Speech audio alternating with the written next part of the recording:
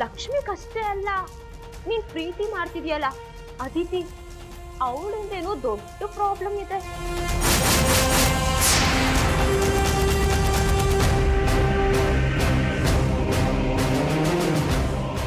Problem ಏನದು?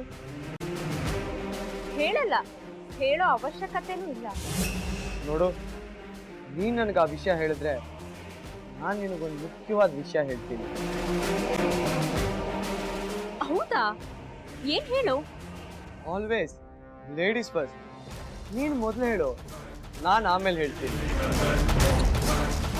ಹೌದಾ? ನನಗೆ ಗೊತ್ತೇ ಇರ್ಲಿಲ್ಲ, ಈಗ ಗೊತ್ತಾಯ್ತು.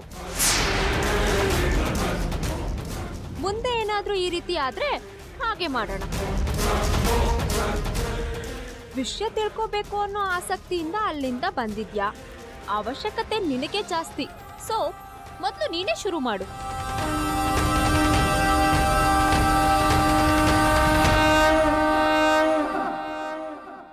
ಸಾರಿ, ನೀನೇ ಫಸ್ಟ್ ಹೇಳು, ನಾನು ಆಮೇಲೆ ಹೇಳ್ತೀನಿ.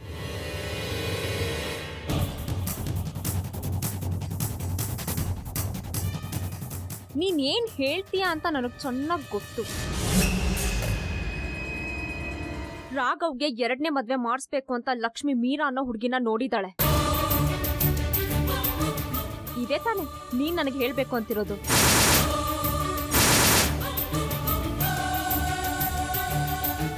ಕರೆಕ್ಟಾಗಿ ಹೇಳ್ದೆ ಅಲ್ವಾ?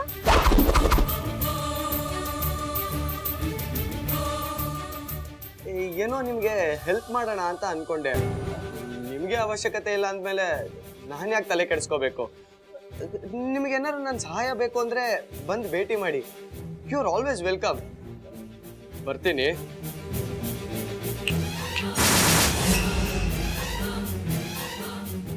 ಕಷ್ಟಪಟ್ಟು ನೀಲ್ಕಂಠನ ಫಾಲೋ ಮಾಡ್ಕೊಂಡ್ ಬಂದು ವಿಷಯನ ತಿಳ್ಕೊಳಕ್ಕಾಗ್ತೇ ವಾಪಸ್ ಹೋಗ್ತಿದ್ದೀನಲ್ಲ ಅಂತ ಬೇಜಾರ್ ಮಾಡ್ಕೊಂಡಿದ್ಯಾ? ಡೋಂಟ್ ವರಿ, ನಾನ್ ವಿಷಯ ಹೇಳಲಿಲ್ಲ ಅಂದ್ರೂ ನಿನಗ್ ಉಪಯೋಗ ಆಗೋ ತರ ಒಂದು ಟಿಪ್ಸ್ ಹೇಳ್ತೀನಿ, ಕೇಳ್ಕೊಂಡ್ ಹೋಗೋ. ಅದ್ರಲ್ಲಿ ನಿನ್ನ ಪ್ರೀತಿ ದಿಕ್ಕಾಪಾಲಾಗತ್ತೆ.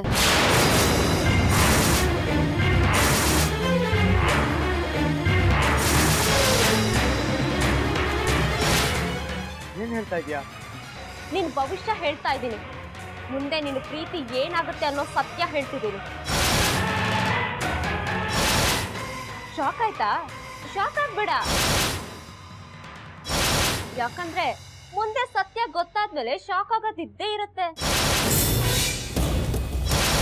ನಾಳೆ ಅದಿತಿ ಫ್ಯಾಮಿಲಿನ ನಿನ್ನ ಬೇಡ ಅಂತ ಹೇಳ್ಬೋದು. ಹುಷಾರು.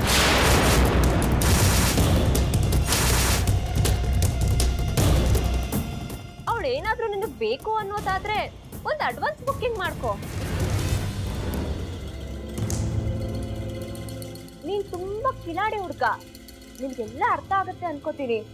ಅಡ್ವಾನ್ಸ್ ಬುಕ್ಕಿಂಗ್ ತುಂಬಾ ಇಂಪಾರ್ಟೆಂಟ್, ಮಿಸ್ ಮಾಡ್ಕೋಬೇಡ.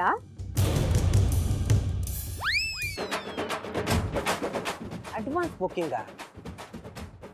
ಒಂದು ಸಿನಿಮಾ ಟಿಕೆಟ್ ಬುಕ್ ಮಾಡೋದಕ್ಕೆ ಇಷ್ಟೊಂದೆಲ್ಲ ಸೀಕ್ರೆಟ್ ಆಗಿ ಮಾತಾಡ್ಬೇಕಾಗಿತ್ತ? ಕಾಮಿಡಿ ಪೀಸ್ ನಾನಲ್ಲ, ಈ ಮುಂಡೆವು ಅಲ್ಲ. ಅಂತ ಸಿನಿಮಾ ಯಾವ್ದು ರಿಲೀಸ್ ಆಗಿದೆ?